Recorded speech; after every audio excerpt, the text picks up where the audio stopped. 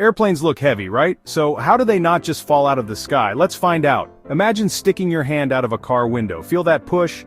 Airplanes use the same idea. Their wings are shaped so air moves faster over the top and slower underneath. This creates lift, kind of like a magic invisible hand pushing the plane up. Engines give the plane a big shove forward, helping it go fast enough for the wings to do their job.